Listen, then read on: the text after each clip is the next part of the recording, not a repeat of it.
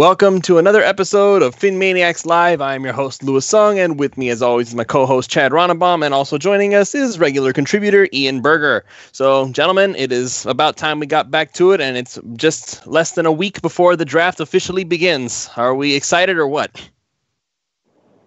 Oh, yeah. He's like, excited for it to be over. Always excited. I'm excited. It's there's so many options right now, and it's the first year I can remember in a while where it's really up in the air what Miami's going to do. It's not obvious at all. So I kind of like that they have their cards less visible on the table, I guess, so to speak.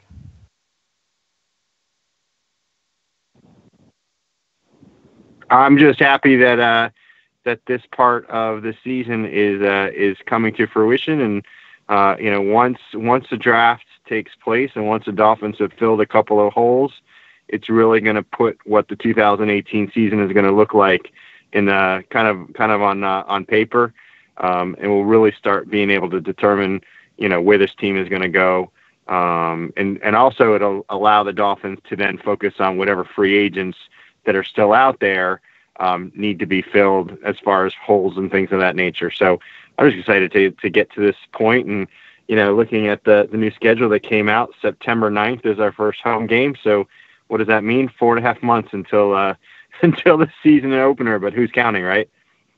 We're all counting, Ian. We're all counting. And go ahead.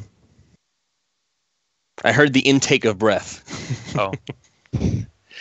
I'm excited. So the getting a season opener, I heard they asked for that, and so that's a good thing for the Dolphins. They don't have any real bad travel-looking schedule. They got the bye week at a good time. So yeah, I mean, for the Dolphins, you can't ask really for that much more scheduling-wise. Seems like everything's set up for the Dolphins to make a big push. So we're going to talk a little bit about that tonight, and also we're going to talk about Chad. You mentioned that the Dolphins aren't really showing their cards that much. Well, they've shown one card all the way through the process, but we'll get into that as well. This whole draft process, I know you guys said that you're actually excited for the draft. What I haven't looked forward to is the next 5 days leading up to the draft. That's the only thing that do you ever get the sense that you're just kind of tired of waiting for it, tired of the talk that happens beforehand? I'd really like to just stop talking about who they're going to pick and just see who they're going to pick, and then kind of base what's going to happen after that. Yeah, honestly, what I'm sick of. Go ahead. Go ahead. I'll let you go first. Oh, it's an endless series of mock drafts that you see going on, and I understand it's fun. I do get that, but I just never get that vested until the draft happens, and I spend a lot of time looking at the players they pick up, because it's just you invariably get your heart broken because you fall in love with some player for whatever reason that you want them to pick, and really the chances of them getting the players you want are minimum. And for me, I'm just tired of the mock drafts. I think mock drafts. I think everybody has their own mock draft, and let's be honest, I don't think in the history of mock drafts has anyone actually gotten it right. So this is almost like being a meteorologist, because meteorologists are 50% of the time they're right, and then the other 50% of the time they're not right. So I wouldn't even give them 50%. Exactly. Not to put meteorologists down at all. Of course, but it's a tough job. Yeah, exactly. I'm just ready. I'm just ready for it to happen. I saw one mock draft today where there were 20 trades in the first round, and then I saw another mock draft where there were 3 trades in the first round for different teams. So obviously it's going to be so different, and there are going to be so many things that happen on Thursday night. I just want it to happen. I want us to get our picks and move on. Back up. Did you say 20 trades in the first round? Yes, correct. Yes, there were 20 trades in the first round, and I think one of the trades had the Dolphins get into the number 2 spot. So, and this was an NFL. Maurice Jones-Drew. That was, if you want to look at Maurice Jones-Drew's mock draft, that it was absolutely out of control. So again, they're very entertaining. That's what they're meant to be. Entertaining, yeah. Realistic, absolutely. Freaking no. 20 trades and Dolphins going all the way up to 2. What did they do? Get rid of every single draft pick? I don't think they love Baker Mayfield that much. Exactly. Oh my gosh! Like I've done a few mock drafts for myself. I've tried to do the most realistic mock draft possible. I've tried to make it so that I'm not jumping all over the board. Like I tried to play with that one other website because there's FanSpeak and then there's that other thing that people have been using. Eric Elizondo, right? He's on Twitter and he's the one that I saw this website first. And it's like it's so easy to trade back on that site. I was able to pick up like 6 more draft picks just by trading back over and over and over again. And it's like, there's no way that that's anywhere close to realistic, but oh my gosh, if only it were possible. Could you imagine? Like that would be the ultimate Dolphins draft if you could get like 6 more picks just by trading back a whole bunch of times. Well, you have to wait and see. I don't know. I for one, from the trade standpoint, I know you're talking about the simulators, but I don't believe Miami's moving up in this draft. I think a lot of people think they're moving up, but I don't see it happening. I think if Rosen or any of the top quarterbacks, say the name, Baker. Whether it's Baker Mayfield or Rosen or Allen, any of them, if they end up at 11, I think there's a chance Miami would take them. But I don't see them moving up to grab those guys. And I was trying to make a valid point this week about that, and that's I look at the Dolphins right now, and everybody is not everybody, but there's a substantial number of people that are wanting Miami to move up to get a quarterback, which it makes sense. They need a quarterback right now, not a starting quarterback, but they need somebody behind Tannehill in case he gets hurt or he doesn't work out. I understand we need another quarterback, but I look at what's ahead of us, and Ryan Tannehill, he did tear his ACL. He's back. He's healthy. We saw that this week, and he's ready to go. And I look at a team like the Colts, and I was making the point, if the Colts don't want to take a quarterback, which for all intents and purposes, they already traded back once with the Jets. And here they have Andrew Luck, who right now can't throw a regular football. He's throwing lightweight footballs around. And the Colts have no idea, is his shoulder going to rehab properly? Is he going to be able to still have the same velocity on his throws? What kind of hits can he sustain on that shoulder when the action gets in there? And so the Colts, to me, have a much, much higher need to take a quarterback than the Dolphins do because Andrew Luck is so uncertain. And yet they're dropping back right now. And, everybody heard this week John Elway just basically came out and said, hey, our number 5 overall pick is for sale if anybody wants to trade up. And so what that's telling me is you have John Elway, who, I know they signed Case Keenum, but, John Elway, you have Hall of Fame quarterbacks. I would like to think that him as a GM has a pretty good feel for quarterbacks. And you've got Jim Irsay of the Colts who loves quarterbacks. He made the move to get Andrew Luck, and he had Peyton Manning. And those teams who, in my mind, justifiably need a quarterback worse than Miami are looking to get back. And so what that tells me is that there's a lot more smoke than people realize about quarterbacks right now. And I think everybody's assuming that like the first 5 or 6 picks, 4 of them are going to be quarterbacks. Now, I just don't think that's the case. I think the Darnold, the quarterback from USC, I think he's going to go high, and I think Josh Allen's going to go high just because he's big and he's got the arm talent. But I think Rosen and Mayfield are going to fall a little more than people are thinking. And I think what teams right now are trying to do is create that market because they want somebody like the Dolphins to give up a ransom. They want Buffalo to give up a whole bunch of picks to them to move up because they've already determined those quarterbacks aren't worth it. And so to me, that's the story of this draft right now is that, yeah, there's 4 or 5 quarterbacks that have potential to be good, but there's not a quarterback in this draft like Andrew Luck or Peyton Manning where it's an obvious number 1 overall pick. This guy looks like you can start him on opening day. And so from the Dolphins standpoint, unless it's a very favorable deal, I don't see them wanting to – I don't see them having a better or different, I should say, evaluation on these quarterbacks that are going to – make them compelled to move up and give up a whole lot to do it. So I think that's really the story of this draft is going to be that I'm going to predict right now that one of those 4 are going to be on the board at 11 for the Dolphins. And I think it's probably going to be either Mayfield or Rosen. Mayfield because despite the love with him in Twitter and stuff. He simply is a risk because he's only 6 foot tall. He played on a very good team in college, which makes you look a lot better when you have a really NFL players on your offensive line and NFL players in your backfield. And so I think he's a bigger dice roll than the other quarterbacks. And I think Rosen's going to fall a little bit because he's an injury risk. He's had some concussions, and so it's tough as a franchise, because if you're a GM and you draft that quarterback in the top 10 picks, you're drafting him with the idea to be your franchise quarterback. If you're using the top 10 pick on him, and I just don't think those quarterbacks are that safe for these GMs to give up those picks versus getting somebody like Chubb or getting somebody like Fitzpatrick. Those are blue chip, safer players, Nelson. And so I think those guys are going to come off the board before some of those quarterbacks, more than people might think. I agree. Also, I do think that every year when you're watching the draft and there's the Mel Kiper list of players and who he expects to go in what order, and there's always a couple of guys that always fall from that top 5 or 10, because you find out afterwards the team saw something they didn't like, or they found another player that they liked more. And I think that's going to be the case with these guys. And I think there's a lot of smokescreen happening right now.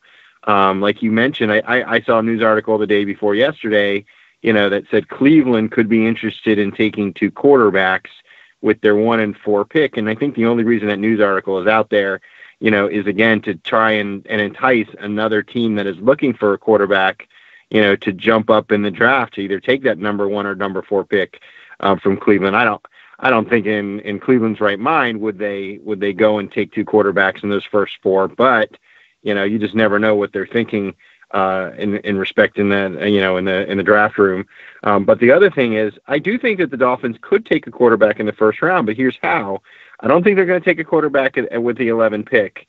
I do think that they need to fill their biggest need, and I don't think quarterback is their biggest need right now. I think their biggest need is either going to be that linebacker spot or defensive tackle spot now that Ndamukong Suh is not there. So I think when you're looking at, Vita Vea, which is a huge guy, and I think he's very, very physical, and I think he could be somebody that could start right away.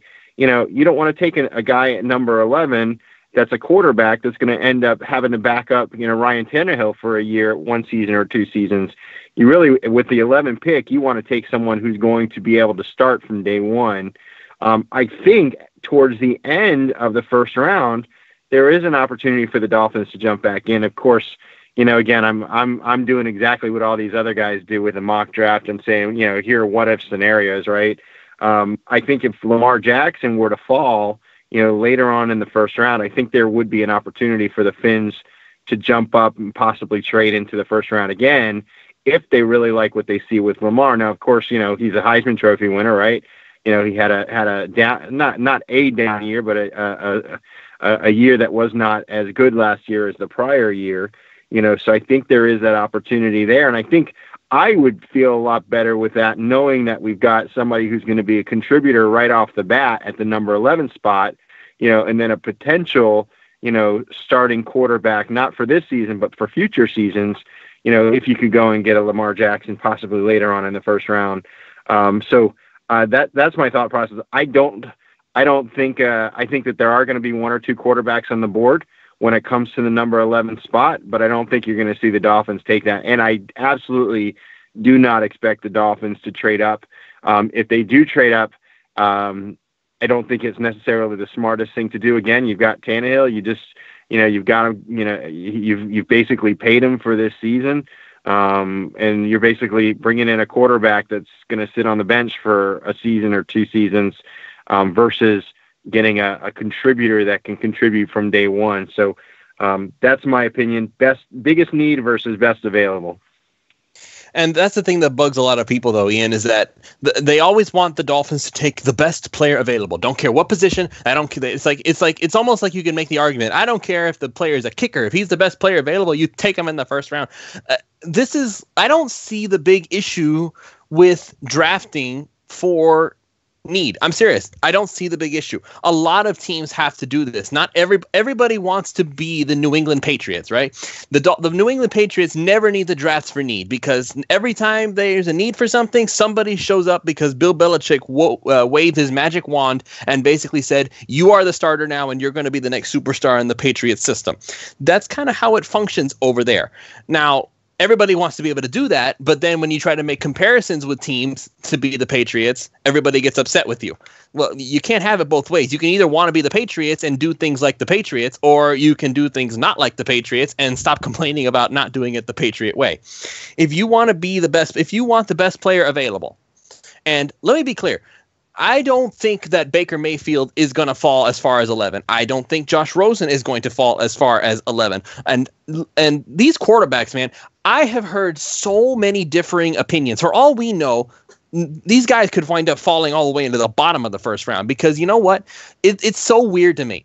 First, it was Sam Darnold. Everybody knew it was Sam Darnold. He was the best quarterback in this class, bar none. Nobody else came close. It was going to be Sam Darnold. He's going to go first overall to Cleveland, and he's going to be the franchise quarterback for many years to come. Now, and then we heard that it was Josh Rosen. Josh Rosen was this incredible playmaker, and he has all the smarts, and he's so curious, and he's incredibly intellectual when it comes to football. So he's going to be the best quarterback in the draft. And then you get Baker Mayfield. He's got everything you want. He's got the charisma. He's got the arm. He's got the everything. He's everything you could want, and you can literally not find any stats on him that are negative except for his height, which is apparently not enough. So, and then of course, finally, Josh Allen. He's the big-armed project quarterback that if he ever decided that he was going to become a good accuracy quarterback, then he was going to be that guy. He's going to be the next Brett Favre. He's going to be incredible in the NFL if he can get his rocket arm under control. And of course, Lamar Jackson, the dual threat phenom who can run circles around you and make Michael Vick look like he's standing still. So, but every single time, this guy rises, this guy falls, this guy rises, this guy falls. When it comes to quarterbacks, I just don't know who to believe anymore, because any one of these guys could fall. And then you add these other added quarterbacks who everybody seems split on whether they could actually be good or not. Now for instance, we've heard a lot of talk about Mason Rudolph. Mason Rudolph could apparently go late in the first round. I don't know that much about Mason Rudolph, and as far as I know, nobody's really talking about him. And is everybody I just a minute. Is everybody in the chat able to hear stuff? Because I see that there's somebody here saying, is there audio or video? Because it's okay. Hang on just a moment. I'll continue in a moment. And okay. All right. So let me just I just ahead to go in the chat and make sure that was cleared up. Okay. So anyway, so you have Mason Rudolph, and then you have guys like, let's see, who else? Who else are we talking about? Luke Falk. He's got a lot of people up and down on him. Some people think he's just a guy. Some people think that he could be a very dangerous quarterback given some years of development, and that's my personal choice about the whole thing. Who else are we talking about? I know there's more out there. This is not the only those four guys: Allen, Darnold, Rosen, and Mayfield and Jackson. Oh, it's actually five guys. Go figure.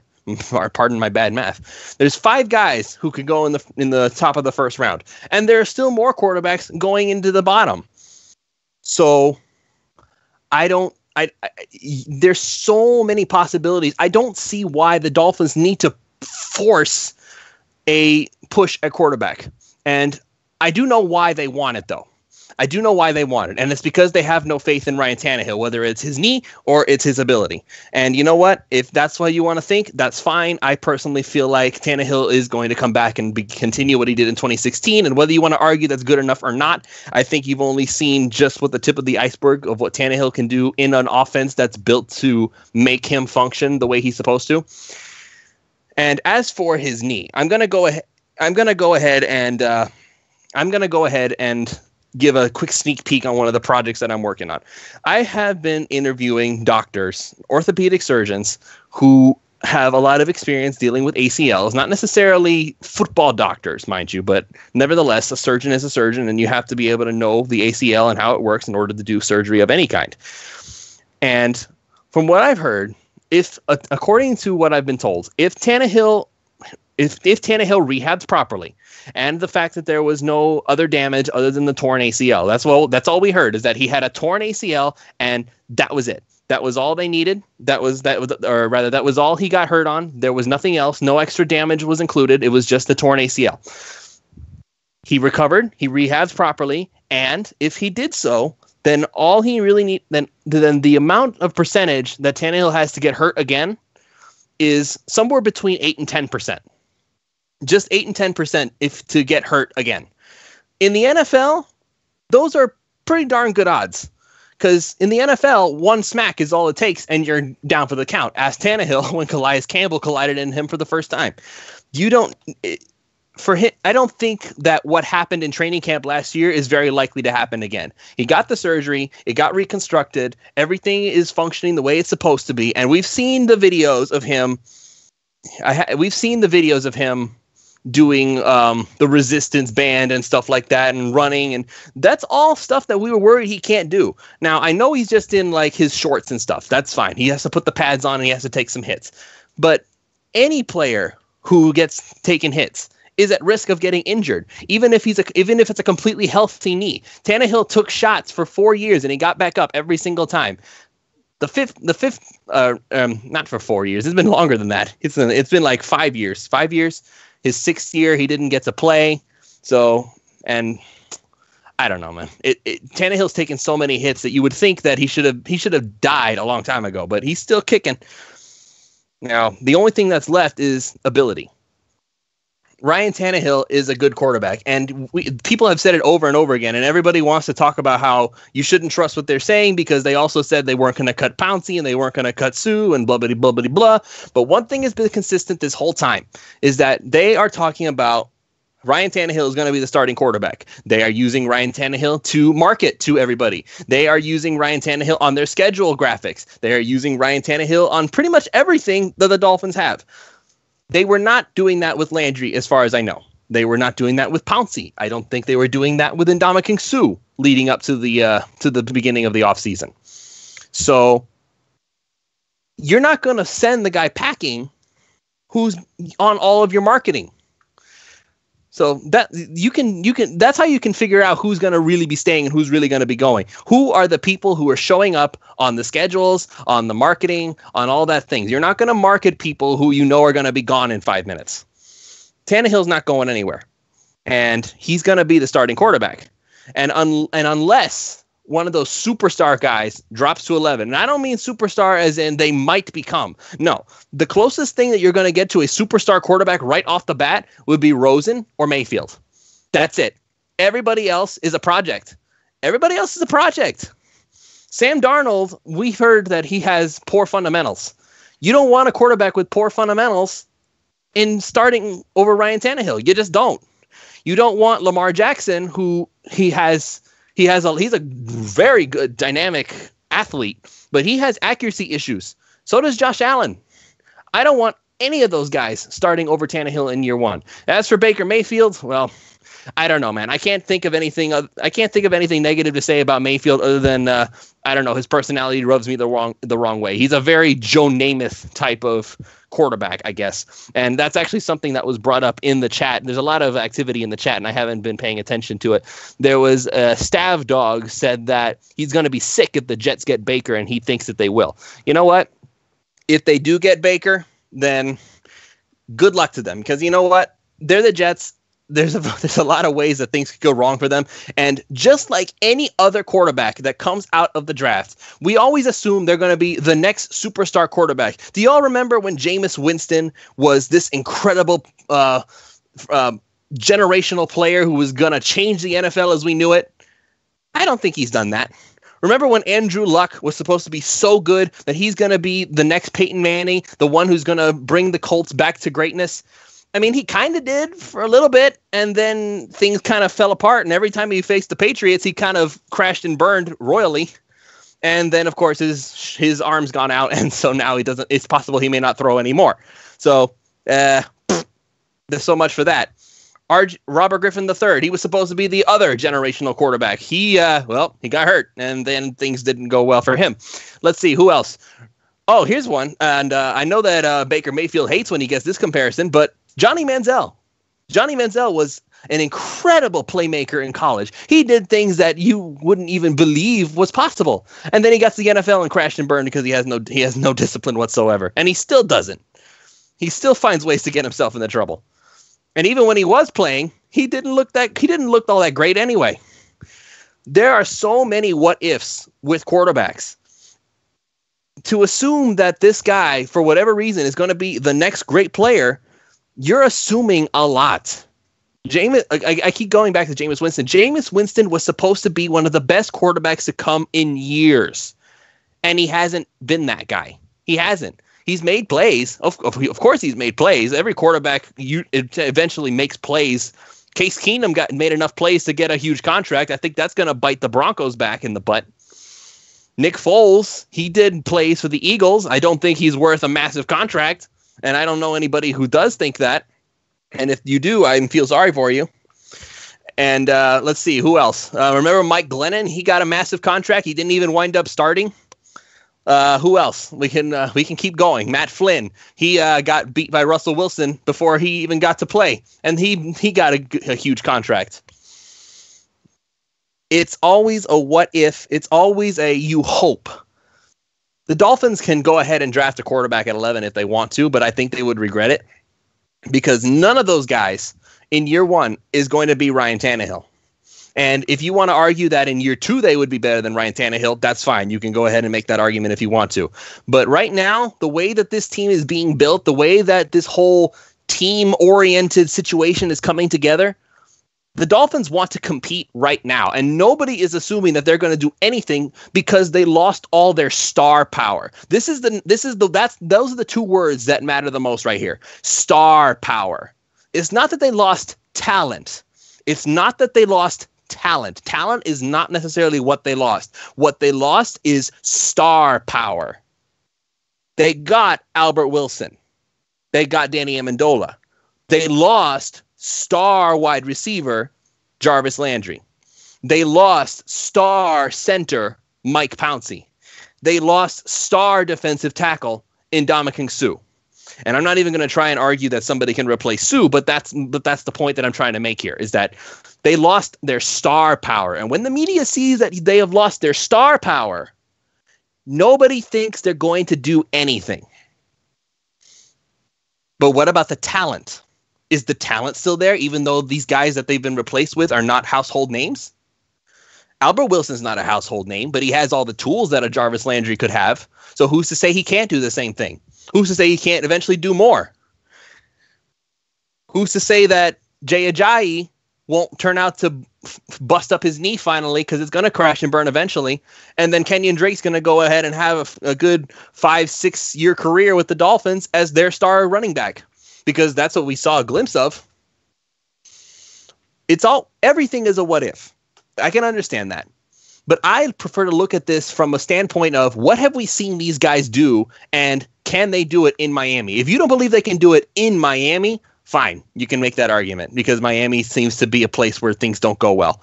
But for anybody to assume that the team is going to fail and crash and burn right off the bat because they lost their star power and they need a new star quarterback to get that star power back, then I throw up my hands, because I see this team as being able to compete, and that's why I want defense in the first round so badly. This team can compete.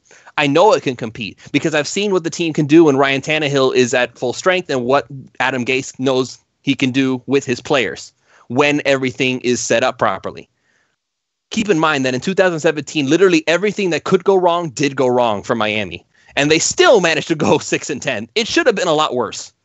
So that's why I'm still thinking 2018 is going to be a good year. And if you want to believe otherwise, then I'm sorry. So I'm just going to revert back to last season, and I know you were there, Lewis, at the Miami Dolphins draft party that was held at Hard Rock Stadium. when the Dolphins came up for their pick last season. Remember who everybody was chanting for, was expecting, was rooting to get on the Dolphins team? Oh yeah, Reuben Foster. Oh yeah, Reuben Foster. It was just being said over and over and over again, and I was like, okay, I'll go along with that, And then they ended up taking Charles Harris, and there was somewhat of a surprise to the crowd. Somewhat surprise and a lot of rage, Ian. It's like, what? Yeah, no, and there was definitely some people that were upset because obviously linebacker was a place of need, which the Dolphins ended up taking care of with Raquan McMillan, or they thought they were going to take care of him, take care of that spot, but. You now look at the news that came out in Reuben Foster, and you don't even know if he's ever going to be able to play in the NFL again, based on some of the reports that have come out. At least he'll be out for a couple games, possibly a season, depending on what the NFL does with him. But you look at that, you look at, like you were mentioning too. I think when Johnny Manziel was out there, he was available. I think there were a lot of Dolphins fans that were interested in Johnny Manziel just because. The playmaking ability and what he was able to do, and the charisma, like you mentioned, that he was able to bring to the team. There were a lot of fans that wanted him. I mean, when Brady Quinn was available, that was a big hot topic as well. And also, and you mentioned it already, but Andrew Luck, I will never forget listening to the radio one morning, and I think it was 560, and they're sitting there, they're talking about a Suck for Luck campaign, and that was the whole show. We're going to suck for luck. We want the team to, lose so that we can get the number one pick for Andrew Luck. And, the reality of all these picks that I just mentioned, like you said, you never know what you're going to get. These guys can be terrific in college, but taking that step to the NFL, taking that step where every single player that you are playing with and every single player that you are playing against are the best football players in the world, it is very different. It is a different speed. It's a different physicality. It's a different mentality. And these kids that are coming out of college, that they're young, some of them under 20 years old, they're not ready for that. And a lot of times too, especially, when you're a first round draft pick, especially those top 10 picks, the expectation is that, you're going to go out, you're going to contribute to your team, and you're going to be great. Because, I think we've gotten to a day and age today where if you're not doing well within your first season, your fan base is just going to label you as a bust, right? I mean, in some cases, who was it that got traded after one season? It was a Chicago quarterback, wasn't it? It was, what's his face? Help me out. I don't remember. I don't know if it's Chicago or not, but I do know that DeShone Kizer got booted after 1 year. That's who it was. Oh, exactly. So DeShone Kizer, right? And it was Cleveland. And, I mean, and that was I would have given them a pick for DeShone Kizer. Boom, no more need for a quarterback. Yeah. But, my saying is that, these guys, Mike Tannenbaum, Adam Gase, Chris Greer, they live it, they eat it, they breathe it. They've been doing their homework while we're sitting here talking about, who we think they should draft. They're actually doing all the analytical work. They're looking at size, they're looking at tape. They're doing it on all these players. Not to mention all the guys that they have working with them, that are strictly there to analyze all the players from every school, not just your SEC or Big Ten or all those. You're talking Division I, Division II. They're looking for those gems that might be out there as well that none of us have talked about. So I think these guys, I don't think the quarterbacks that are going to be selected, I'd say out of the 4 top quarterbacks, I think we might be lucky if 1 or 2 of them are actually successful and have a career after 3 or 4 years in the NFL. And I know that's a bold statement, and I try not to say too many bold statements. It's not really that bold if you think about it. It's really not that bold. And that's the reality. Yeah, exactly. So I think we got it. I keep going back to it, man, because I'm a strong believer. I think we fill some of the holes with those best available players for our biggest needs. And I think the Dolphins can, I saw a tweet not too long ago that said, I think there are many analysts out there that are saying the Dolphins are going to only win 4 games this coming season. I think we start filling some holes. I think you'll see that number raise up from the analysts, and I think the reality is going to be very, very different than the perception at the beginning of the season.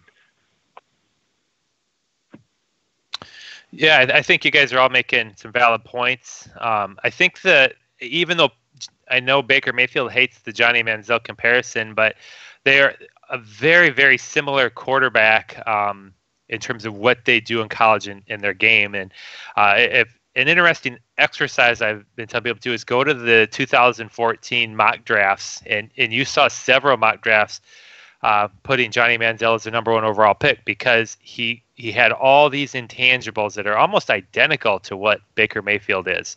And his weaknesses are almost identical to what Baker Mayfield's were. Now, granted, I'm not saying Baker Mayfield's Johnny Manziel off the field. I don't believe that, but no, he doesn't. He has self-discipline. He does have that ego though, and that's the thing that bothers me. But their personalities are very similar on the field, and their game is very similar on the field. And the point I make is Johnny Manziel hadn't gotten in that much trouble when that draft happened, and he fell all the way down to the 20s. Is that where Cleveland took him, I want to say? Yeah, so that was like their third first rounder. Yeah, and so I'm just making the point that there's a lot of smoke being thrown out here, and teams, for all the reasons you guys are saying, the quarterback position is so hard to evaluate and get it right. You can say Baker Mayfield's height doesn't matter all you want, but other than Drew Brees, very few, and Russell Wilson, Russell Wilson was a second-round pick. Very few of those quarterbacks succeed in the NFL, and it's not rocket science. The tackles in the NFL now range from 6'5" to 6'7" anymore. Tackles are huge. And if you can't see over your offensive lineman as well, you're more prone to throw interceptions because you're not going to see as well. That's a very real thing. And I am not saying Baker Mayfield isn't going to be successful, and I'm not against drafting Baker Mayfield, but what I am saying is people have him rated way higher, I think, than the NFL teams actually have him.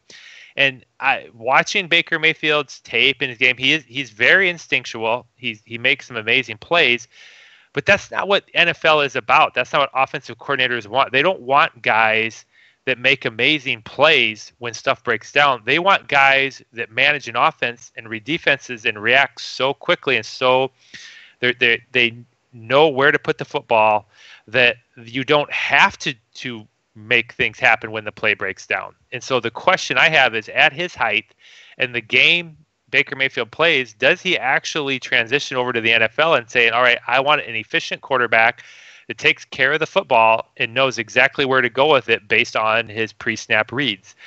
I don't see Baker Mayfield as that guy that shows way, way more potential than any of these other top quarterback prospects. I see a guy that's very good at making things happen when plays break down.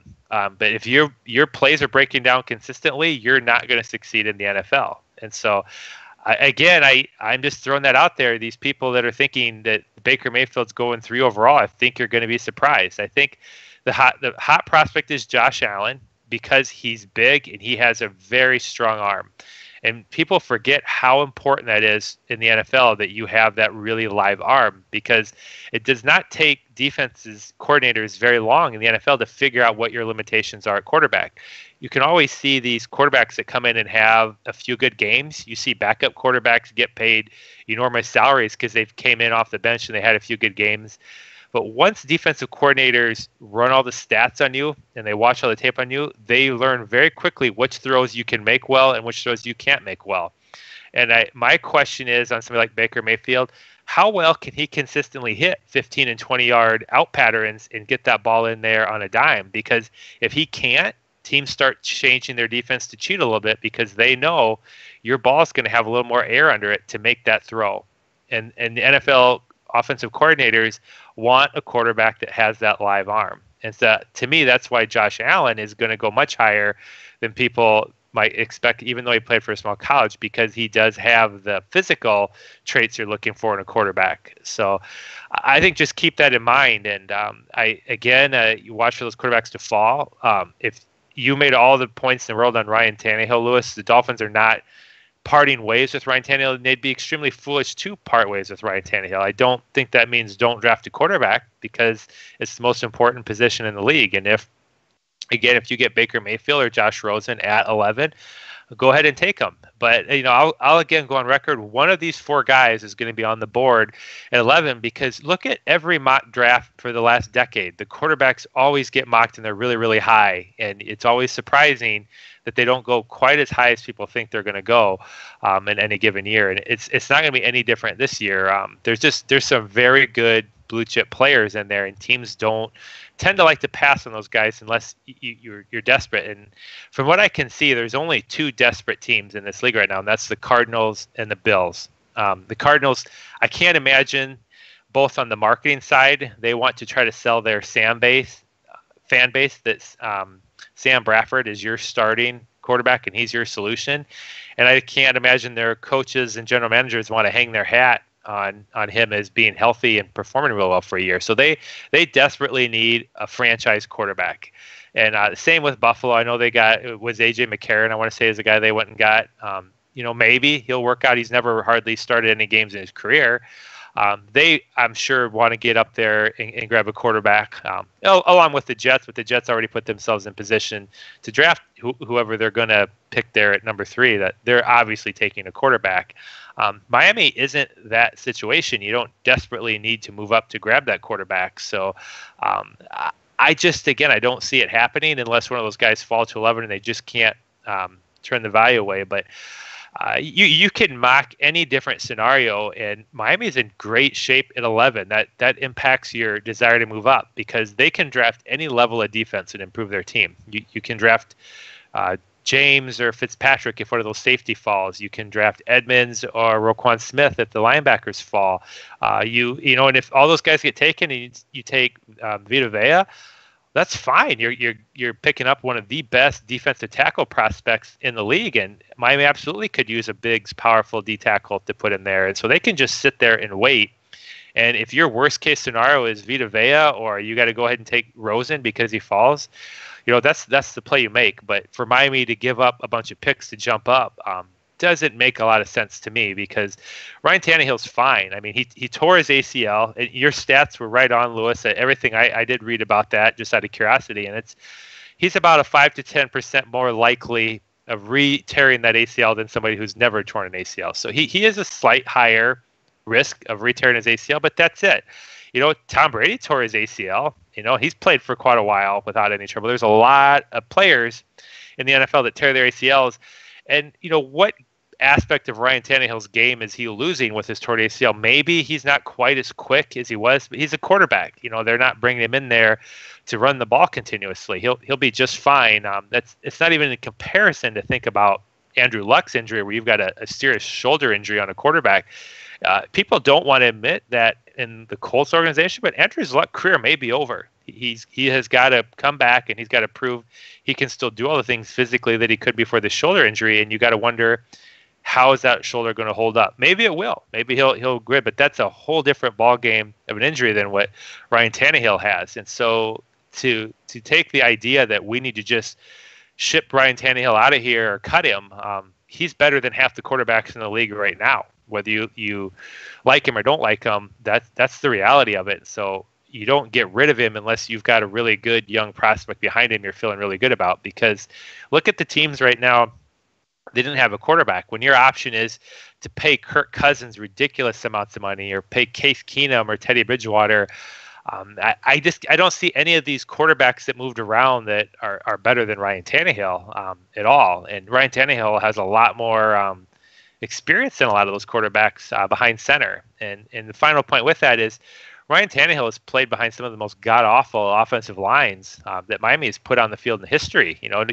Look at the Dallas Thomas, where the lookout blocks I've seen Ryan Tannehill have, where he just gets murdered in some of these games. And so I still cannot get that one time out of my head where Tannehill snapped the ball and the offensive line literally just stood there and let the line eat him. That was just awful.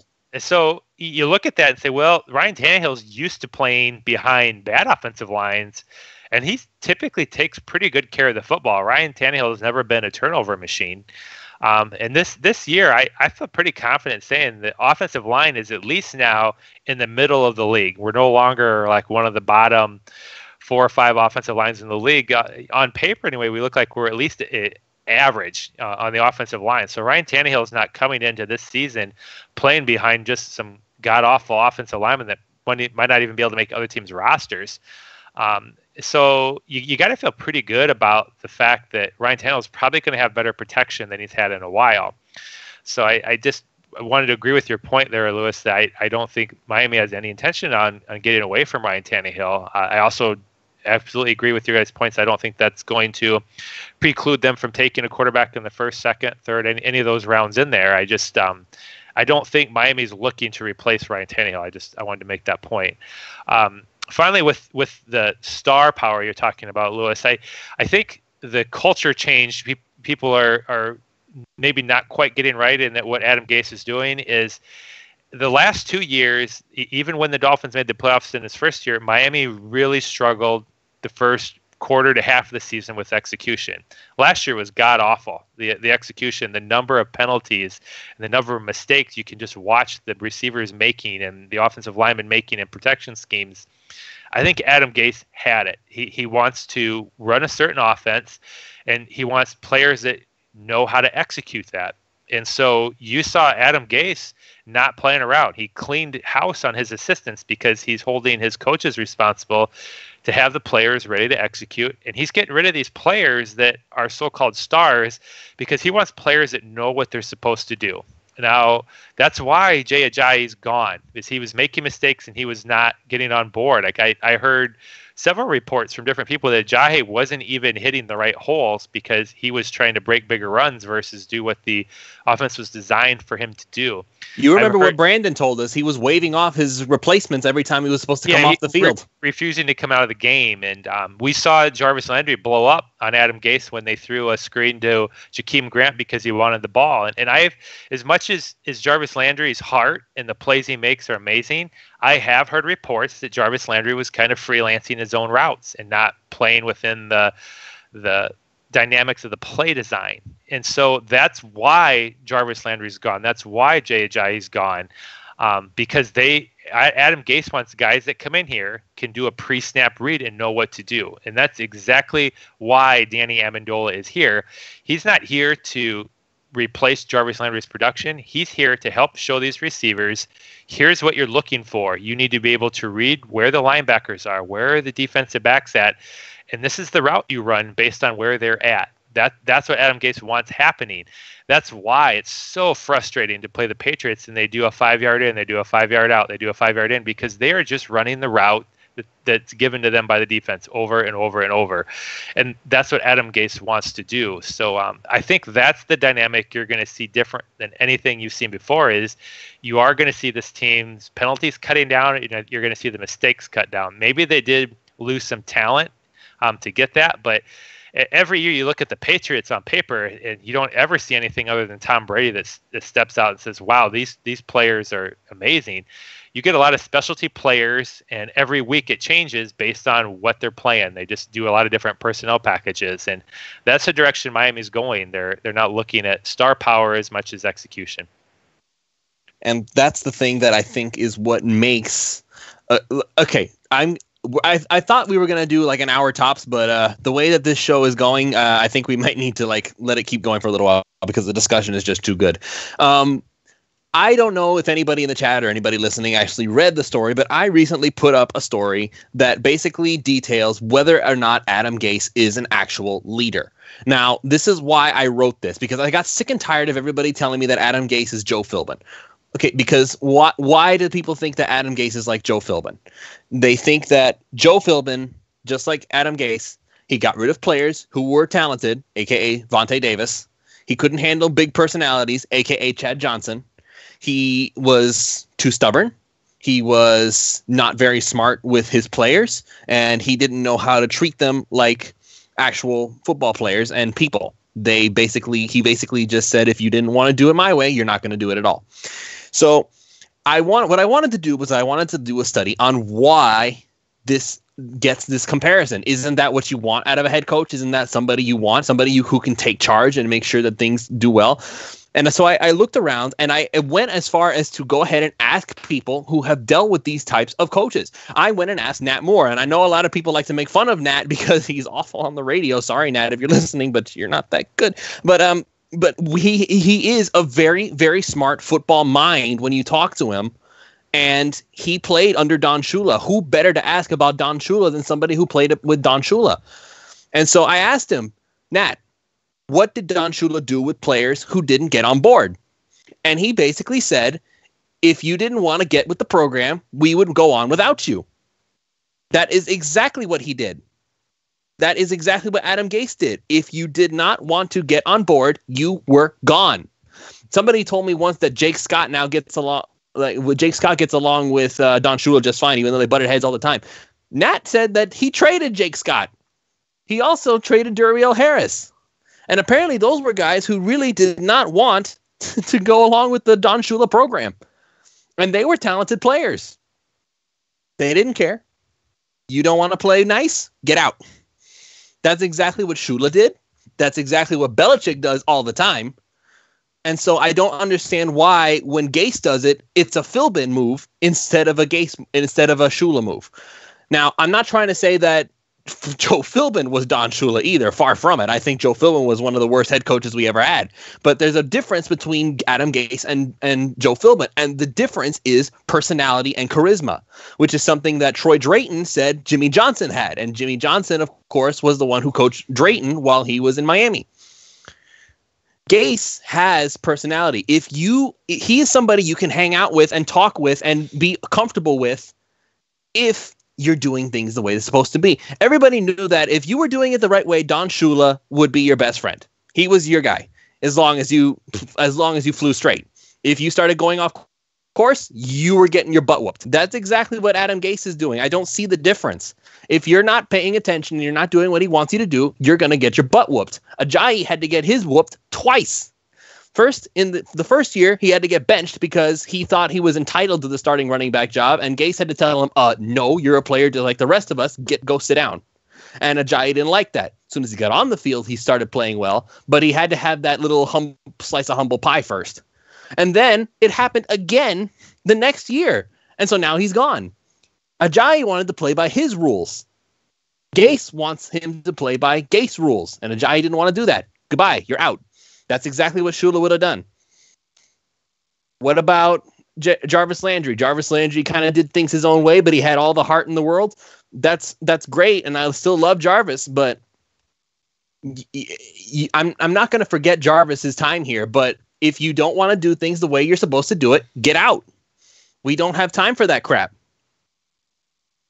And this kind of goes back into the whole star power discussion I was having earlier, is that what the players that we got rid of were not just players who didn't want to get along. They were the stars of the team. Jay Ajayi was the star running back. Jarvis Landry was the star wide receiver, but they were doing things their way. And you have to be a team. The Patriots do not win every year because of star power. You can argue Tom Brady all you want to, but what is it that makes Tom Brady still needs people to throw the ball to? Why do the receivers always succeed in New England? Because they do what they're told. It's not about how athletic they are. It's not about how fast they are, how strong they are, how tall they are. Danny Amendola was somebody they counted on in the playoffs all the time. Julian Edelman is not a superior athlete by any means. But he's always there, and he's always open. He somehow always manages to drive people crazy. Why? What is he doing? He's doing what he's told. He's doing things exactly the way he's supposed to. If Tom Brady knows you're going to be in spot A, he will get that ball to you because you're the one you're supposed to get the ball. He doesn't care whether or not you're faster or you're stronger or you're better than any of the athletes you're going to. If you are there and you're where you're supposed to be, when you're supposed to be there, be ready because the ball might be coming your way. And that's how the Patriots win football games. And that is why that you cannot realize what the Patriots are going to do until they do it. You always have to be covering everybody all at once. And if you leave one guy open, Brady's going to be able to see that and throw the ball to where the guy is going to be, not where he is. That's how they have succeeded. That's how they have succeeded for such a long time. It's not about their athletic capabilities. It's about where are you supposed to be? And that's what the Dolphins are trying to build right now. It's a be there when you're supposed to be there type of offense. Make mismatches. Find ways to get people all over the place. Make it so that everybody has to be covered all at once. And if you're not covering somebody, that's the guy who's going to get the ball.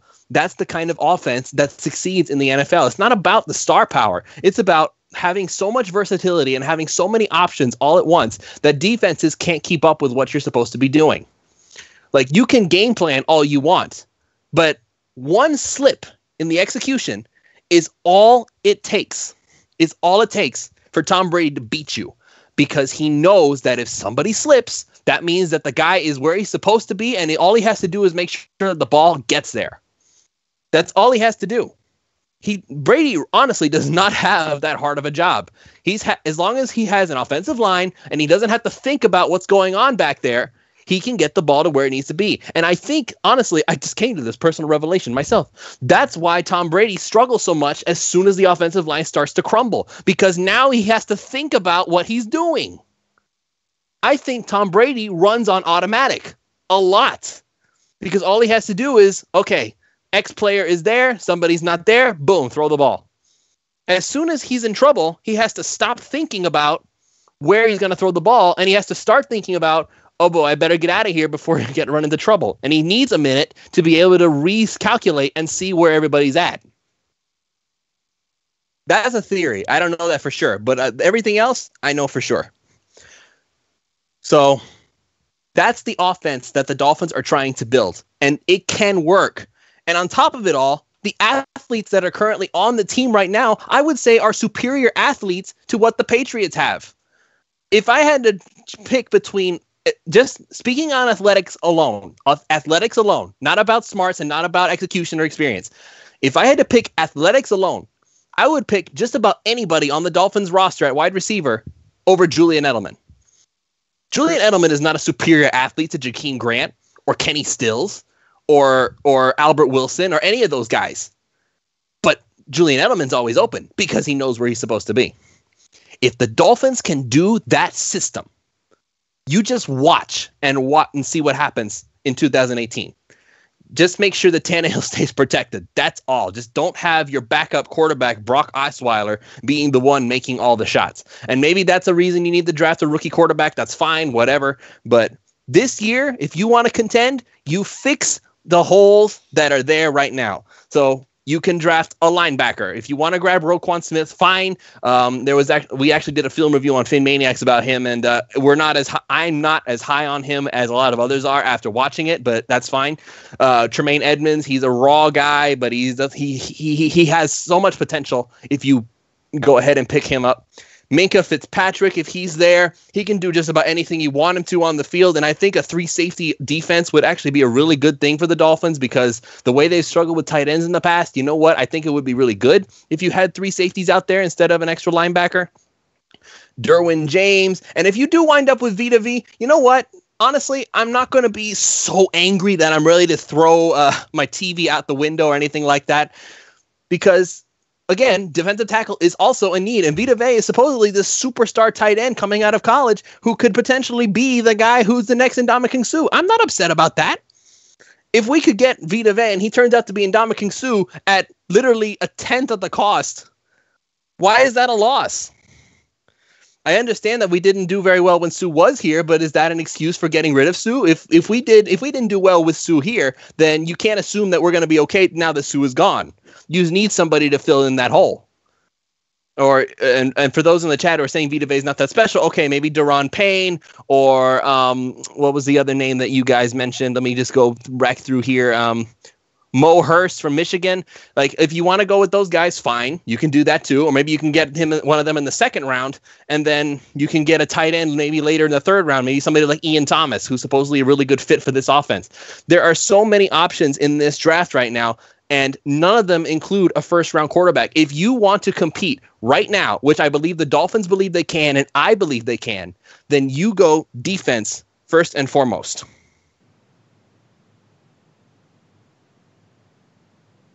Looks like Ian dropped out for a second there.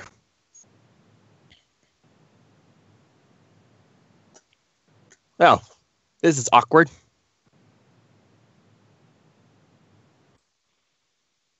Ian, you there? Yeah, sorry about that. Yeah, for a second I was all by myself. It's like I had just finished off this incredible diatribe, and then suddenly I'm just kind of on my own. I'm like, oh, well, this is awkward. Okay. So anyway, I don't know if you want to. I don't know. Have I already beaten the dead horse too much? No, I think you did a good job, and I read through part of your article about the leadership style of Adam Gase, and I'm in agreement too with that he's really trying to push his style of leadership with this team, and I was doing some research over the week about the differences between leaders versus manager, things like lead managers placing blame, but the leaders are trying to find solutions. Right. Managers will instill fear, but leaders will instill respect. And I think that's really what Gase has been trying to do all along since he's joined the Dolphins. And I mean, well, that's actually well, hang on. I'm sorry to cut you off, but yeah, that's an interesting point because what I mentioned in the article was, like, I even put up the quotes about it, was when Gase had gotten fed up with the players not doing what they were supposed to do. He called them out. I think that's something else that leaders have to be willing to do too, is like, okay, look, these guys are not doing it right, and I'm sorry, I can't defend them anymore. Because he's defended them for a long time. When Gase calls somebody out, it's because he's sick and tired of them. Exactly. And also, he really tries his best to kind of send a message to the rest of the team to say, hey, listen, all these years of Dolphins being at the bottom of the barrel, or being in the bottom quartile of the league, because they've allowed all these subpar players to continue playing, that's just not the way that we're going to continue going forward. And you mentioned it, with players kind of going and doing their own thing and not paying attention to what the coaches have to say, that's something that he's just not willing to accept anymore.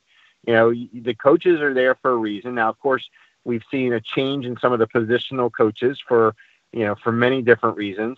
But those coaches are there to help the players. And if the players are not willing to respond and not willing to listen to what the coaches are suggesting that they do to really put them in their best position, it puts the coach in a very bad situation, because number one, it makes all the coaches look bad, because all the other players know that these players are kind of going rogue, and number two, it kind of takes away from that whole cohesiveness that the team is supposed to have. And I know you mentioned, that Ajayi was doing his own thing, and you mentioned that Landry was doing his own thing, but I had seen some reports that Sue was doing his own thing too. So all these three players that recently left, that were our superstars, these were guys that just kind of randomly did things on their own. Now, of course, were they trying to do the best thing for the team? Of course they were. I don't think any player on any football team is trying to do something that's not going to be to the benefit of the team.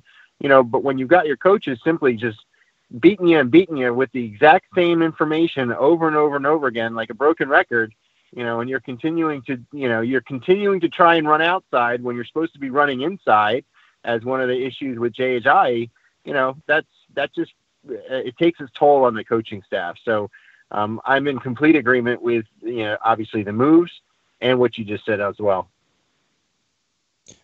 All right. So I think we've beaten on that long enough. Now let's actually talk some drafts. What a concept. It's actually called draft preparations, and we haven't barely talked about any draft other than the quarterbacks. So let's go ahead and discuss some of the possibilities. Now, somebody in the chat actually very kindly made us a little list of players that we can choose from here. Let me see. Don Lashley, 12 guys. Mayfield, Allen, Rosen, Darnold, Roquan, Edmonds, Fitzpatrick, Derwin James, Dedrick Ward, Saquon Barkley, Chubb, and Quentin Nelson. One of those guys is going to be available at 11. Now, there's a lot of options that the Dolphins could go in. Like, it really depends on how many quarterbacks get picked up. Is there an echo in here?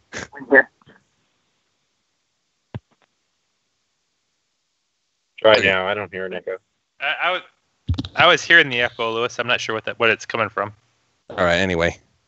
And okay, echo's gone. So one of these guys is going to be available. Now, as of late, I'm really hoping that the Dolphins can get their hands on either Derwin James or Minkah Fitzpatrick. And I know that both of them qualify as safeties, and safety isn't really a position of need per se. And when I say need, I don't mean that the situation is set. I mean that there are currently bodies at that position. You have Rashad Jones and TJ McDonald both right there, and they're both going to be involved. But I would like for either Derwin James or Minkah Fitzpatrick to be able to come in here and we can do a 3 safety defense. A lot of times what happens is that the Dolphins seem to be behind the times, and a lot of teams are doing this whole concept where you have 3 safeties out there at once, and I think the Dolphins could benefit from that because let's be honest about something here. If we're looking for linebackers, and I think there's a reason we've been discussing this for so long, I think that if we really desperately need a linebacker so badly, then what we could probably get away with is just send TJ McDonald into the box.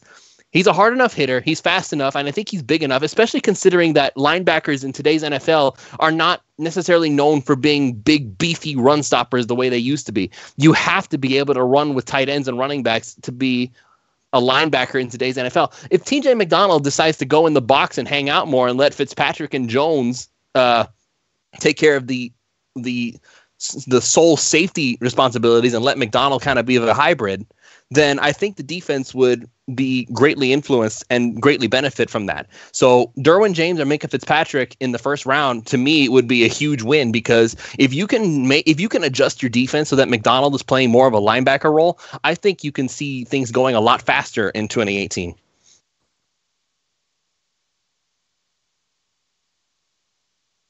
I agree with you, Lewis. Of the players you listed off there that came in from the chat, I think Miami, the number 1 player on their list is Fitzpatrick, because I think he's capable of playing corner or safety, coverage-wise. And I absolutely agree with you that in today's NFL, you are running more defensive backs or more safeties and less linebackers. That's just the nature of the game. And I think Miami would like to run some more of those looks. And I think it's easier to try to get safeties that can play corner or safety, or safeties that can essentially play safety or linebacker in this league because of the coverage matchups you're trying to face. And, I look at, for Miami, a lot of the heat that Kiko Alonso took. And if you line up all the linebackers in the league and ask them to cover NFL tight ends, there's not that many that can do it, or cover Dion Lewis like with the Patriots. There's not very many linebackers that have the speed to be able to keep up with those guys, and you're much better served to match up safeties on those guys in formations when you can.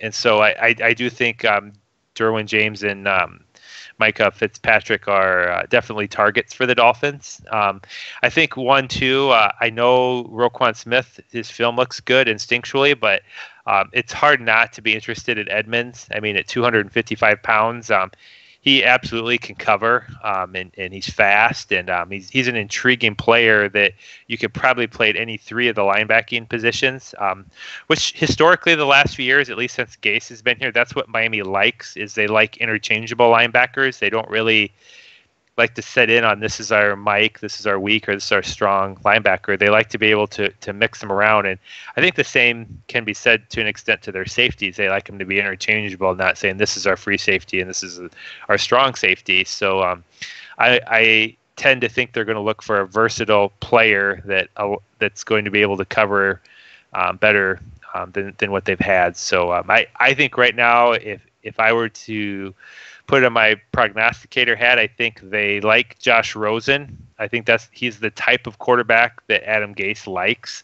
I think they like both the linebackers, Edmonds and Smith. I think they like Fitzpatrick, and I also think they like Vita Vea. I think any of those players they'd be happy to get, and they will get one of them. One of them will be there at 11. So, again, I think the idea that they're jumping up to get Baker Mayfield is just not going to probably happen in this draft, unless it's just a really cheap deal. If you can get away with giving up a second round pick next year or something like that, and that's it, and jump up, maybe they'll go for it. But I think of all those players, those are the ones I feel like they're going to target. And with that said, talking the draft, they absolutely have got to be getting a tight end in the second or third round. That's the one position on this team they don't have a starting player there right now. Agreed. You can roll with the linebackers they have. You can use Anthony more than they did. They traded for him last year. You can roll with the safeties they have, but they absolutely don't have a starting tight end. And so I'll be really surprised if they haven't drafted them by the third round, the tight end. They've got to have a few targets, and I'll be surprised if they haven't taken care of that by the third round. It's actually a tricky situation with the tight ends because okay, here's the thing. Like, we have to keep going back to the mock drafts because the mock drafts are the closest thing we have to some kind of idea of what's going to happen. And so often, those quote unquote top tight ends that we keep seeing, they last all the way to the third round. Like Dallas Goedert and Hayden Hurst and Mike Gesicki and like those guys, they last to the third round in the mock drafts. And I don't know how much of that is true. Like, is that where we kind of have to have this moment of, okay, the mock draft is garbage, or are the tight ends just not as special as we think they are, or is tight end just not a position of need for a lot of teams these days? Like, do they already have their guy set up so that they don't need to draft a new guy? I don't know what to believe as far as the tight end position goes. They could go in the bottom of the first round. They could go at the start of the second. They could last until the third round, like a lot of the mocks have them.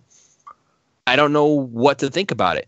And something else that I've noticed is that it's something that I've observed a lot is that so many of these tight ends nowadays, they don't block. They don't block at all.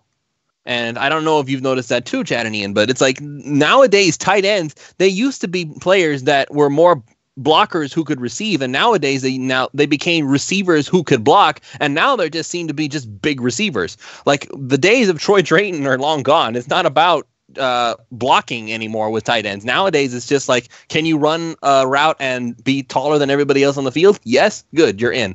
And that's kind of what Julius Thomas failed to do. The problem with Julius Thomas is that he just chugged along and he looked awful every time he tried to run, and that just fell apart. Like, we tried that experiment with Michael Agnew too, and that fell apart at the seams because we couldn't get him to block. We just picked up Gavin Escobar, who hasn't been able to latch onto a team since he got cut by the Cowboys a while back. And so, like, he keeps coming in and out, and now his next stop is the Miami Dolphins. And guess what? The one thing that Gavin Escobar is not able to do is the same thing that everybody else seems to be unable to do. He can't block. And so I have this problem with the concept of finding a tight end in the draft, and it's just going to be another one of those guys who can't block. We did a film review on Mike Gesicki. Oh my God, watching him block is painful because he doesn't block. There was one play that I saw where he literally just laid down and looked like he died, and the defensive player just kind of stepped over and was like, "Excuse me, you're in my way. Let me go sack your quarterback." So I have a problem with that concept of grabbing a tight end who's a receiver and pretty much only receiver. I think the only ones who can actually do some blocking are Hayden Hurst. I don't know what Ian Thomas can do. I keep hearing that Ian Thomas is a good fit for the offense, but I don't see much of him as far as film goes. I haven't watched a lot. But Hayden Hurst is supposedly like the only tight end in this draft who's capable of blocking. And if I'm not mistaken, he's already 25 years old. He's going to be a 25-year-old rookie. By the time he's off his rookie contract, he's going to be close to 30. So there is some problems with that move if that's where the Dolphins decide to go. So you have Goedert and Mark Andrews and Mike Gesicki, and I can only hope that one of those guys is available in the third round, because if we're going to draft a tight end, I want it to be able to be a guy who can, if you're going to be a one-trick pony, I don't want to spend a second-round draft pick on you, because there are other needs elsewhere. Whoever we get in the first round and the second round, I am picking defense, just because I know that we need it. So I would go either Fitzpatrick or James or a linebacker in the first, get a defensive tackle in the second round if necessary, and then go tight end in the third round. There are going to be a few talented running backs in the fourth round if necessary. The Dolphins are going to draft a running back, and I'm cool with that. People keep getting mad at me because I draft Bo Scarborough out of Alabama. And it's like, I get who I can get my hands on as far as running back goes. There's no way that Guice is going to be available, and there's no way that who's the other guy? Chubb is going to be available, I don't think. So you can't. There's so many different directions this draft could go in, and that's what makes it so difficult to talk about. You have to have like this encyclopedic knowledge of every single prospect going all the way to at least the 4th round if you're going to have any chance of coming up with a decent kind of projection. And even then, it's like you're still guessing because you don't know what teams are going to pick, because I don't know if this is just a bad draft and you're just kind of cherry pick the good players, or if this is a really, really deep draft and there's so many good players at every position that you just don't know what you're going to do. The Dolphins have needs pretty much everywhere, except, ironically enough, the offensive line. The offensive line is set. Isn't that funny that the offensive line is the only thing that the Dolphins have set right now, and it's the one thing that we've been struggling with for the past 5 years. And they're set at wide receiver. They're set technically at safety, but we can get Minkah Fitzpatrick or Derwin James, and that'll be a boost because it lets McDonald move around. We're set at defensive end, that's for sure. Everything else, though, seems like it's fair game. So there's just so many options and so many good players available, and we just don't have enough picks to get through it. Maybe if we hadn't traded for Stephon Anthony back then, maybe we would have been having that extra pick for this year's draft. But then again, Stephon Anthony might turn out to be a decent trade pick. It wasn't like Stephon Anthony was a waste of space. He did a few things, and now that he's going to have another year in the defense, maybe he's going to be able to pull something together. We don't know. Stephon Anthony was once a very highly touted prospect. Maybe he can still do something. Maybe Gavin Escobar suddenly decides that he wants to show up and be a weapon, because that's pretty much the same thing that all these tight ends in the draft are going to be. Is just they're just going to be one-note weapons. Gavin Escobar is a tall guy. He's a big guy, and he can make catches. It's not like he has nothing to offer. He's a weapon. And that's pretty much what these tight ends in the draft are. So I don't know, guys. I want the closest we can do any type of projection on is the 1st round, and that's only because it's like you can only have so many guys available at 11. If you go past those top 12 guys, then it's basically, okay, are we trading down, or are we going to do something there? Because if we do trade down and get some extra picks, then a Vita Vea pick is more palatable. Then somebody like a Daron Payne or something like that, it becomes more palatable. And getting more draft picks is always a good thing, especially if the draft is as deep as we think it is. So I still have that list in mind. I think I wrote down a couple of names as you were talking about the list, but I think at 11, again, this is not trading up or trading out of the 1st round. You know, if Brad Chubb is still available, which everybody's predicting him to be a top 5 or top 10 pick, you know, I think you definitely have to consider him. And I know you said the edge rusher position is pretty well set, but you know, you look at who we've got in there right now, and Cam Wake. And what is he, 32, 33 years old this season? I know the man is. I think he's going to be 35.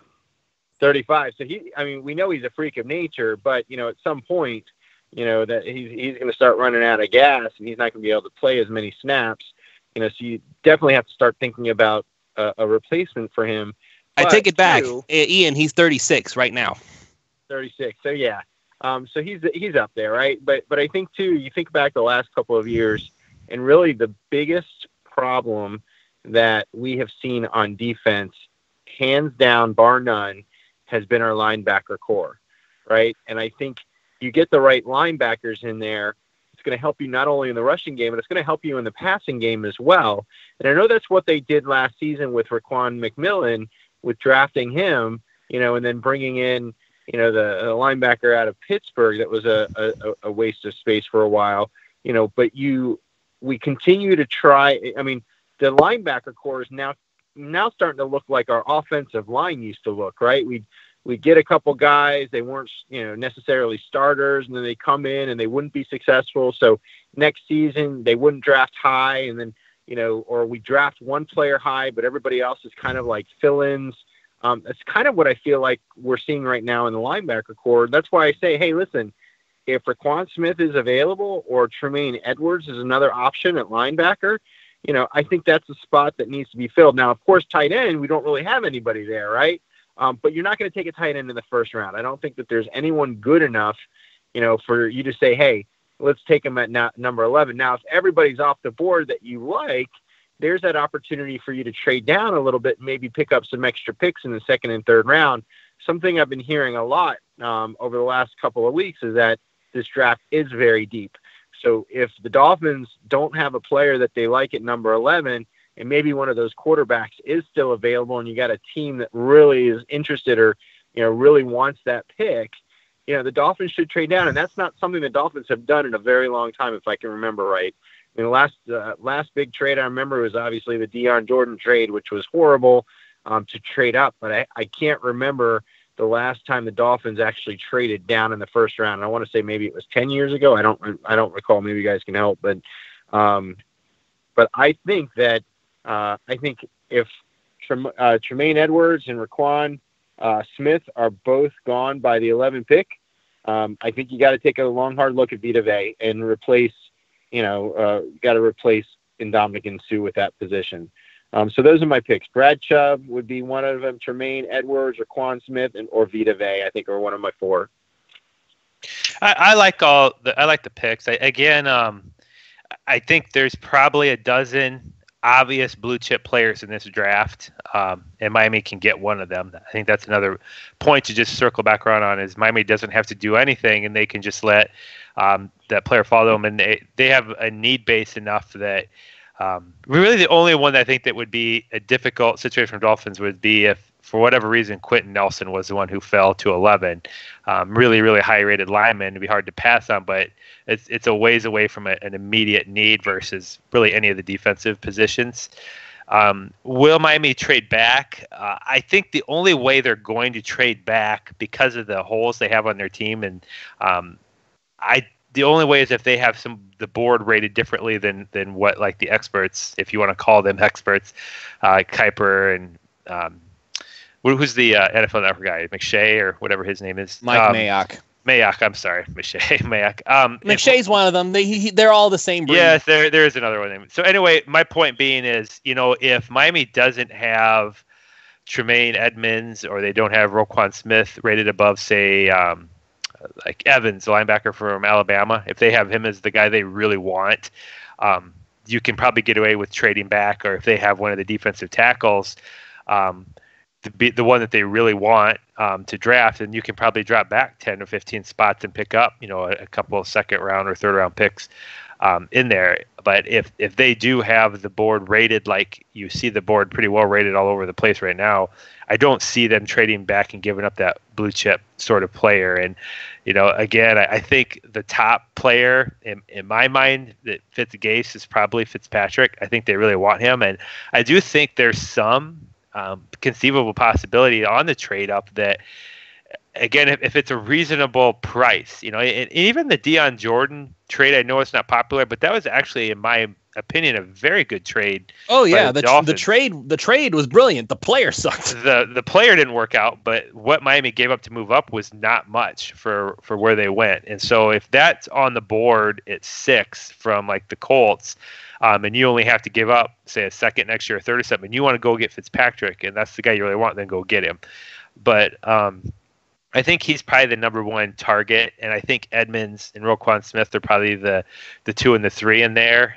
If you get a Rosen or a Mayfield at 11, I have no problem. Even though that player's probably just going to sit on the bench, quarterbacks are so valuable. If you get one that has potential to be very good at 11, then you get them. And as we talked about Tannehill, I'm absolutely happy to have Tannehill be our quarterback this year. But on the flip side, I don't ever give free passes. And Miami has been giving Ryan Tannehill too many free passes since he's been here. And it is time. He's 30 now. We don't need a veteran quarterback anymore. Tannehill is a veteran quarterback. He's played in a lot of games. And what we need is a young, talented quarterback. And Tannehill needs to be challenged, and he needs to win that job outright from a young, talented quarterback. And if we have a guy comes in like Mayfield or Rosen, and he's extremely good as a rookie, well, then maybe we look at trading Tannehill off. But I'm never against adding another solid quarterback if we can, because we just haven't had one. And it's hurt this team twice. If we had a really good backup quarterback, maybe we would have been competitive in the playoffs a year ago. If we had a really good backup quarterback, we probably would have been a lot better last year and not losing $10 million on Jay Cutler. And for Tannenbaum and Gase, this is the only scenario I see them getting in trouble from a job security standpoint. If you don't go get a quarterback that's capable right now, and by a quarterback, if you don't get one maybe in the first 3 or 4 rounds that has the arm talent and the ability to be a starting NFL quarterback, he just needs to be developed. If you just wait and you get another Brandon Doughty late in the draft, and Ryan Tannehill, for whatever reason, gets hurt early on in this season, week 1 or week 2, Ryan Tannehill tears his ACL again or has a serious injury and he's going to be out, and you got to go propose to Stephen Ross that you're going to go with Brock Osweiler for the year, and you go 4-12 or even 6-10. By midway through the year, the stands are empty. People are not going to come excited to watch Brock Osweiler and the Dolphins, struggle. And so, to me, that's a huge risk for Tannenbaum and Gase to take. They've got to have a quarterback in there, even if you're losing. If you trade back up into the first round or early second round and you get Lamar Jackson, or even if it's Luke Falk or one of these guys, if Tannehill gets hurt and we got to throw Lamar Jackson in there, or a quarterback, at least people are excited to go see how they do. That's palatable to the fans. Like, they're going to understand, look, our starting quarterback got hurt. We put the young guy in there. He's going to make mistakes, but it's still exciting to go watch him develop. That, to me, those Tannenbaum and Gase cannot afford to go through another year with Ryan Tannehill getting hurt with a subpar backup. That's not something I think they can sustain, and the fan base and the popularity will fall substantially for both the team and for the support for those guys. So that's why I think, I don't know who it is, and I don't know where they'll target them, but I feel very confident by the 4th round they're going to have drafted the backup quarterback for this year. I'm going to venture to say, Chad, that Gase and Tannenbaum and Chris Greer, they can't afford to have another losing season this season. This is going to be, 4 years for Adam Gase? Am I right, or is this? No, this will be 3. No, hold on. Wait. The last year for Adam Gase, his first year he went to the playoffs. And here's I think they can right? sustain a losing year. It depends on the circumstances of how it plays out, but I think Gase is okay if they don't have a great season this year. I don't think Gase is going to get fired. I'm not so sure you can say the same about Tannenbaum, but I think Gase is pretty safe with that caveat. Gase is who picked Cutler last year, and it was a disaster. Cutler was not better than Matt Moore. Not that Matt Moore was great, but I didn't see anything out of Jay Cutler that Matt Moore couldn't have done. And we would have been better off last year if we had drafted a quarterback a bit higher, and that's who we were just rolling with was our backup, because at least we would have been better positioned for this year at the backup quarterback position. That's the only caveat I'm throwing out there, Lewis, is if Adam Gase's plan is to think he can outthink the league and that he can fix Brock Osweiler and get him back to when he got paid big time in Denver. That's great if he can, but if he's wrong and Miami sustains another miserable season without addressing that backup quarterback position, I do think Adam Gase could be in trouble, because what is Adam Gase known for? What is he supposed to be so good at? And above all else, is developing quarterbacks. And he took a big hit last year with, obviously that wasn't true with Jay Cutler. Jay Cutler did not do that well.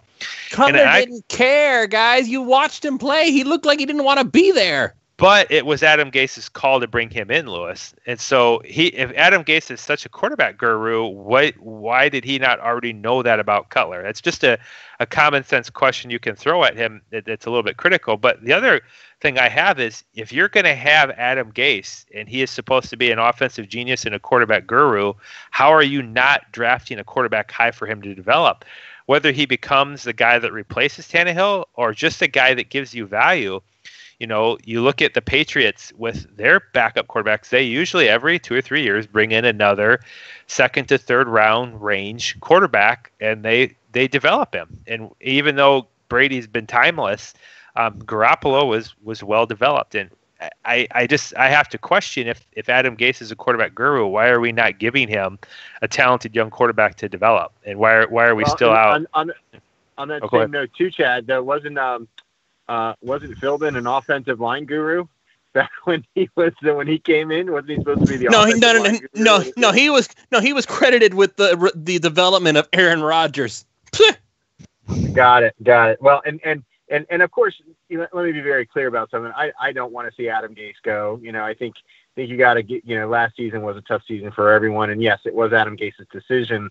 To bring in Cutler, but he really did what he thought was the best thing for the team, and he thought there was a lot more for Cutler. And let's be honest, you look back when Cutler was a rookie for the Chicago Bears, he looked like he didn't care when he was on the field. So I don't know if his looks could necessarily really show you anything about what he was thinking about. But I think this year, if you have Tannehill and you've got this team that really, if you think about it, this whole, I'd say 90% of this team now, or maybe 95% of this team is Adam Gase's team. He's made the decisions to either draft players or he's helped in the decision in re-signing players. He's definitely been a major contributor for getting rid of players. So you think about it, he's had a season to draft for offense. He's had a season to draft for defense.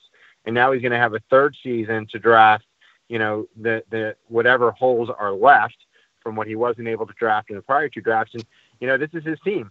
So this is truly a reflection of what he's able to do and how he's able to coach the team. And now too, this will be the first year that he's really made some significant changes in his coaching staff. So next step, if God forbid the Dolphins start the season 0-6, I think there's going to be definitely some major questions, right? If the Dolphins have a miserable season, as Chad said at the end of the season, I think there's even going to be some bigger questions. And the reason I say that is Stephen Ross made it very, very clear at the owners' meetings, or at the combine, if I remember right. And he said losing is unacceptable. I think he even used a couple 4-letter words while he was making his statements. But he's made that very, very clear. So I think if it's a bad season, I think there's definitely going to be some heads that have to roll. Now, I'm saying that as a what if. Obviously, the hope is that doesn't happen. I love Gase's style. I love what he's able to bring. I love the way that he speaks to the media from a matter of fact, and he's a very honest and truthful and type of coach. And I like that about coaches. So I want him to stick around, but I also want a winning football team. I definitely don't want to have to start all over again and get a whole new offensive plan and the whole 9 yards. But obviously we've got to get the right coach and we've got to get the right team in place. And, sometimes you got to move things around until you find the right one. And that's kind of where we've been since Shula left. We continue to be moving around, trying to find the right coach. Just like we've been, just like at the quarterback position since Marino left, right? We keep moving around, trying to find the right one. Hopefully we found the right one, and hopefully we've got hopefully have a positive season this upcoming season. To go along with that, I think that this is my opinion. This is not factual information, or information I should say I know. But I do believe Adam Gase, other than Stephen Ross, is the most powerful guy on the team right now, and he is the one who makes the calls. I think Mike Tannenbaum is pretty good in terms of he's networked pretty well with other GMs and agents. Mike Tannenbaum was an agent, and so that plays into the ability to Miami to make trades and work out deals. I think that's the Tannenbaum strength. And I think Greer is the guy who's doing all the talent evaluations, and he's running the scouting department. And so what you're going to have is you're going to basically have Mike Tannenbaum talk to Adam Gase, and Gase is going to say, here's what I need. And Mike Tannenbaum's job is to go see if he can facilitate that to happen, whether it's signing a free agent or making a trade. And Chris Greer is going to bring Gase to say, all right, Gase is going to say, here are the positions we need. Here's the talent evaluations. But I think when it comes down to it, if there's a disagreement, I think Adam Gase is the one who's making that call with the team right now, which going along with what you say is the accountability is on Adam Gase. And I would say this year more than ever. I mean, let's be fair. Adam Gase inherited really a culture problem with the team from Philbin. Philbin just did not do a good job at keeping the team, basically in line. And that's something that Adam Gase does very well. He doesn't mess around. He wiped his assistants out. He's had no problem benching star players. He's had no problem getting rid of star players. And you are looking at an Adam Gase team now. Adam Gase has decided he wants a team that executes really well, not a team that's necessarily the most talented. And this year, if they are average, I think Adam Gase is safe. If they're horrible, and they only win 2 to 4 games like some people are predicting, I think Gase then is on the hot seat at the very least going into next year. And I think deservedly so. Adam Gase has made the team he wants now, and he's made the decision he wants. And so I like him. I think he does a good job at keeping the team in line. I also think he takes on too much. I'm not 100% sure Adam Gase should be the offensive coordinator for this team right now, because I question if that gives him enough time to see the team as a whole. He's relying heavily on his coordinator in Burke and to make sure those units are performing well. I don't know that he has time, because I don't know personally. I've obviously never been an offensive coordinator, but I think it takes a substantial amount of time to prepare offensive game plans that you're going to call during the game. And so if Adam Gase is that overwhelmed with that responsibility, is he really on top of the personnel issues on the defensive and the special teams and managing those things? And are those some of the reasons that the team is struggling with execution? And so I think that more so than anything has to be apparent this year is I'm expecting the penalties this team has sustained to drop substantially. And I expect the mental errors that you can watch, receivers running the wrong routes, running backs and offensive linemen not understanding who to pick up on blitzes. I'm expecting that stuff to cut way down. And if it doesn't, at some point, you guys got to wonder, does Adam Gase properly know how to get guys prepared to execute in a game? That's where the real pressure is at in my mind. All right, fair enough. We're going to go ahead and wrap this up. Like I told my brother, it was going to be only an hour, and we've gone for almost 2, so I have to apologize to him. But in any case, before we wrap all this up, and I do believe we're going to have we'll discuss it later. I'll make sure to have a tweeting announcement about it. But anyway, before we go, can I get basically a wish list? Basically a wish list. If you're the GM and 11th overall is yours to go on, and all the guys that we really like at that position are available. All right, Ian, you first. If all those guys, like on that list of 12 players or so that are supposed to, one of them is going to be available. If all of them are available at 11, who are you picking? I'm taking Brad Chubb. I think he's the most physical player out there right now. That could potentially be available for us, and again, taking over for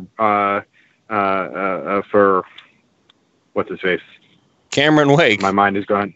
Cameron Wake. Yeah, my mind is gone. So yeah, taking over for Cameron Wake, helping out with that rotation.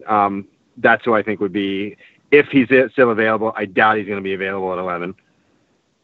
Chad. He's probably the most. I don't mind the Bradley Chubb pick, but if you're going to pay the money that they're paying to Robert Quinn, and you keep Cameron Wake and pay him, and there's the money Andre Brance and Charles Harris and William Hayes. William Hayes, I don't see with 5 capable. I mean, Miami probably has top 5 in the league right now with edge on their team. That's their deepest, most talented position. So to go out and add Chubb, I mean, if you add him, you're basically putting Robert Quinn on the bench or Cameron Wake on the bench, or how's that working? And so I got to stick with Fitzpatrick. I think he's a huge change for the Dolphins. I think he's talented enough to play a slot corner. I think he could really, really open up some of the formations this defense could run. So if they're all available, I would take Fitzpatrick. And the only thing I'll say is that I would agree with Chad, and Minkah Fitzpatrick is my want. For what it's worth, in the chat, there's a guy named Hunter, and he says that his Roquan and Raekwon is the dream. So we know what he's thinking. Linebackers, right. I love it. Look, man. Nobody has been harping on the linebackers more these past several years than me. I'm the one who says that linebacker is actually one of the most important positions. Like everybody says that corner and pass rusher is most important. Nope, for me, linebackers. because linebackers do everything. Linebackers are responsible for everything. They have to rush the passer, they have to stop the run, they have to cover running backs and tight ends. And that's why I want Minkah Fitzpatrick so that TJ McDonald can play linebacker. And that's my final word. So thank you all so much for joining us during this live show. I know we didn't talk draft as much as we were supposed to, but when discussion happens, it happens. And when you get a good one, it's kind of hard to pass it up. So we will let you know when the next show is going to be happening. I know that I want to be able to do one on Thursday, but we'll see because we've got schedules and stuff like that. So I will be sure to make the announcement on Twitter, so make sure you're following me at Louis D. Sung so that you can keep all the latest on what PhinManiacs is going to be doing. And PhinManiacs itself also has its own Twitter page, so you can just go at PhinManiacs to do that. So once again, thank you all so much for joining us during this show, and we will see you all next time for another episode of PhinManiacs Live.